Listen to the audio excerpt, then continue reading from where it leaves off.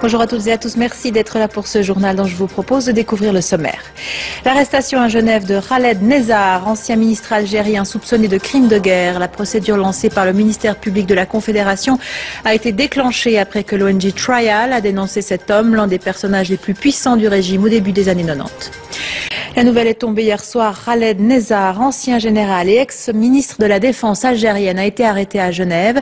Cela s'est passé jeudi soir. Depuis, l'homme a été remis en liberté. Les soupçons sont graves puisqu'il est suspecté de crimes de guerre. C'est l'ONG Trial qui l'a dénoncé, déclenchant l'ouverture d'une instruction par le ministère public de la Confédération. Les détails avec Joël Boissard. Sur ces images prises à la volée hier soir, Khaled Nezzar, entouré de ses avocats, il vient tout juste de sortir du poste de police du boulevard Karl Vogt à Genève, après avoir été entendu plusieurs heures par le ministère public de la Confédération. L'homme est suspecté de crimes de guerre et c'est l'association Trial qui l'a dénoncé. Ici, le but est de lutter contre l'impunité des auteurs de violations graves des droits humains. Monsieur Nezzar a été aperçu à Genève en début de semaine. Très rapidement, mon organisation a été informée. En un temps relativement court, une plainte pénale a pu être adressée à Berne, au ministère public de la Confédération, qui assez rapidement, assez professionnellement, a pris les choses en main et a décidé d'interpeller Monsieur Nezzar jeudi dans la journée. Il a été interrogé jusqu'à vendredi soir et ensuite remis en liberté, en ayant offert la garantie qu'il allait se représenter aux actes de procédure à venir. Khaled Nezzar est un ancien général et ministre de la Défense. Les crimes qui lui sont reprochés se seraient déroulés durant la guerre civile en Algérie entre 1992 et 1999. En 2001, une plainte avait été déposée alors qu'il était en France. Interrogé sur la question pendant une conférence, il refusait d'entrer en matière. Je suis pas au courant, c'est votre affaire. L'affaire française ne m'intéresse pas. Ce matin, le ministère public a confirmé l'interpellation et aussi la remise en liberté. Il souligne que l'instruction se poursuit. De son côté, Khaled Nezzar est entièrement libre de ses mouvements. Une enquête pour suspicion de crimes de guerre a été ouverte par le ministère public de la Confédération. Nous avons joint tout à l'heure Philippe Grant, directeur de l'ONG Trial, une ONG spécialisée dans la lutte contre l'impunité. Philippe Grant détaille les reproches formulés à l'encontre de Khaled Nezzar. Monsieur Nezzar était le ministre de la Défense au début des années 90 en Algérie, au moment où la guerre civile faisait rage. Il avait sous ses ordres l'ensemble de l'appareil sécuritaire de l'État.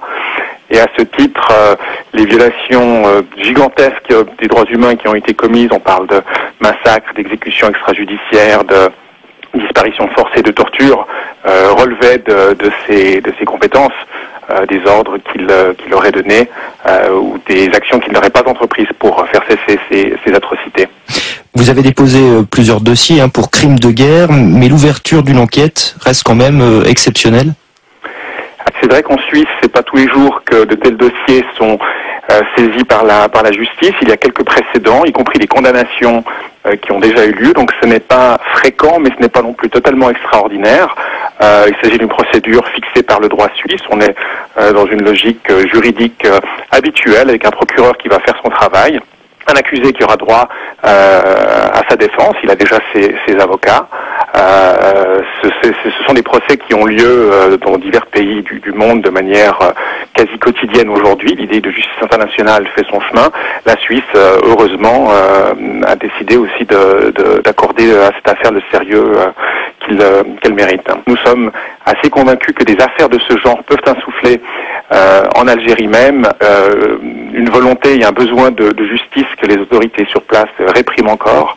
Et à cet égard, nous pensons que la Suisse et ses autorités de poursuite participent effectivement à ce printemps arabe au sens large.